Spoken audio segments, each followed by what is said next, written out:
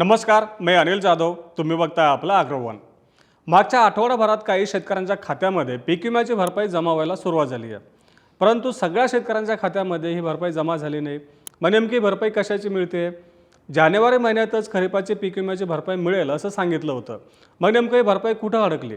किती दिवसांमध्ये पीक विम्याची भरपाई शेतकऱ्यांच्या खात्यात जमा होईल याचाच आढावा आता आपण व्हिडिओतून घेणार आहोत. आता सुरुवातीला आपण जे शेतकऱ्यांच्या खात्यामध्ये भरपाई जमा होते ते नेमके कोणती जमा होते ते बघूया. आता जानेवारीच्या पहिल्या आठवड्यामध्ये आपण आढावा घेतला होता. म्हणजे कृषी विभागाने अशी माहिती दिली होती की खरीपातील पिकांच्या पीक विम्याची भरपाई शेतकऱ्यांच्या खात्यामध्ये जानेवारी महिन्यातच जमा होईल.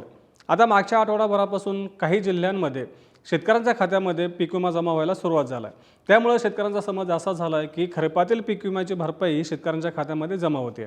पण तसं नाही आहे. खरीपातील पीक विम्याची भरपाई अजून एकाही शेतकऱ्याच्या खात्यामध्ये जमा झालेली नाही आहे. मग ही नेमकी भरपाई कुठली जमा होते? तर एकतर फळपीक विमा आणि दुसरं म्हणजे बुलढाणा जिल्ह्यामध्ये जे 90 कोटी रुपयांची पीक विमा भरपाई थकीत होती, ही पीक विमा भरपाई ती गेल्या वर्षीची आहे. ही पीक विमा भरपाई शेतकऱ्यांच्या खात्यामध्ये जमा होते. म्हणजे एकतर फळपीक विमा आणि बुलढाणा जिल्ह्यामध्ये थकीत असलेली 90 कोटी रुपयांची विमा भरपाई ही शेतकऱ्यांच्या खात्यामध्ये जमा झालेली आहे. त्यामुळे खरीपातील पीक विमा भरपाई शेतकऱ्यांच्या खात्यामध्ये जमा झाली नाही हे आधी आपण इथं लक्षात घ्यावं. आपण जानेवारीच्या पहिल्या आठवड्यामध्ये आढावा घेतला होता की जानेवारी महिन्यातच कदाचित 15 जानेवारीनंतर शेतकऱ्यांच्या खात्यामध्ये खरीपातील पीक विम्याची भरपाई जमा होईल याचा आढावा घेतला होता, अशी माहिती कृषी विभागाने दिली होती. मग ही भरपाई आज 22 जानेवारी असताना देखील एकाही शेतकऱ्याच्या खात्यामध्ये का जमा झाली नाही याची माहिती आम्ही कृषी विभागाकडून घेतली. कृषी विभागाने असं सांगितलं की राज्य सरकारकडून जी माहिती देणं अपेक्षित होतं ती सगळी माहिती आम्ही केंद्र सरकारला दिलेली आहे. एकतर खरीपातील ज्या पिकांची भरपाई शेतकऱ्यांना मिळणार आहे किंवा देणं अपेक्षित आहे त्या सगळ्या पिकांचे पीक कापणी प्रयोग पूर्ण झालेले आहेत. त्या पीक कापणी प्रयोगाची सगळी माहिती केंद्र सरकारला दिलेली आहे. त्यानंतर ज्या पिकांचं तांत्रिक उत्पादन देणं आवश्यक होतं त्या पिकांचं तांत्रिक उत्पादनाची माहिती देखील केंद्र सरकारला दिलेली आहे. मग नेमकं खरीपातील कोणकोणत्या पिकांचा पीक विमा आपल्याला आता शेतकऱ्यांना मिळणार आहे?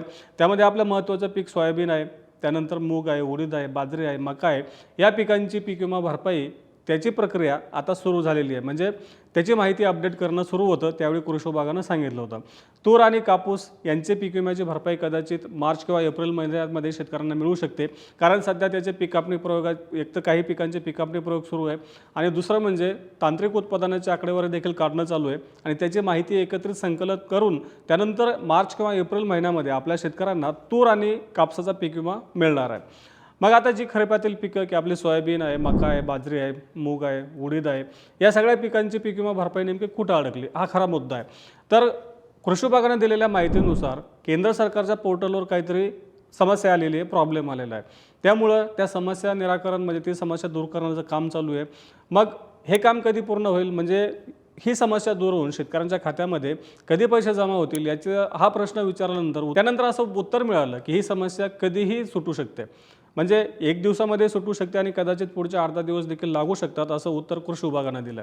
म्हणजेच केंद्रीय पातळीवर ही समस्या आहे, पोर्टलवर समस्या असल्यामुळे शेतकऱ्यांच्या खात्यामध्ये पैसे सोडता येत नाही आणि त्यामुळेच पीक विम्याची भरपाई रखडलेली आहे. राज्य सरकारनं शेतकऱ्यांना खरीपातील पीक विमा वाटपासाठी जी कामं करणं गरजेचं आहे ती सगळी कामं केलेली आहे. त्यामध्ये एकतर नुकसानग्रस्त शेतकऱ्यांची यादी पाठवलेली आहे. त्यानंतर पीक कापणी प्रयोगाची जे काही माहिती आहे म्हणजे पीक कापणी प्रयोग असेल किंवा तांत्रिक उत्पादन असेल या सगळ्यांची माहिती केंद्र सरकारला दिली. त्यानंतर खरीपाचा पीक विमा वाटपासाठी जे काही विमा हप्ता देणं गरजेचं आहे विमा कंपन्यांना विमा हप्ता देखील दिलेला आहे. त्यामुळं आता फक्त जी काही समस्या आहे किंवा पीक विम्याची भरपाई जी रखडली आहे ती केंद्रीय पातळीवरून रखडली आहे असं देखील कृषी विभागाचं म्हणणं आहे. आता केंद्राच्या पीक विमा पोर्टलवर समस्या असल्यामुळं आत्तापर्यंत पीक विमा भरपाई शेतकऱ्यांच्या खात्यामध्ये जमा झालेली नाही आहे. तसं पाहिलं तर गेल्या आठवडाभरापासूनच शेतकऱ्यांच्या खात्यामध्ये पीक विमा जमा व्हायला पाहिजे होता, म्हणजे ती प्रक्रिया सुरू होणं अपेक्षित होतं. परंतु ही समस्या आल्यामुळं अजूनही ती प्रक्रिया सुरू झाली नाही. शेतकऱ्यांच्या खात्यामध्ये पीक विम्याचे पैसे जमा झाले नाही. आता पुढच्या 8 दिवसांच्या आतमध्ये कधीही समस्या जर सुटली तर शेतकऱ्यांच्या खात्यामध्ये पैसे जमा व्हायला सुरुवात होईल असं देखील कृषी विभागाकडून सांगण्यात आलं. आता आज 22 तारीख आहे. आता पुढच्या 7-8 दिवसांमध्ये जर समजा ही समस्या सुटली तर आपल्या शेतकऱ्यांच्या खात्यामध्ये तेव्हापासून पीक विमा भरपाईचे पैसे पडायला सुरुवात होईल.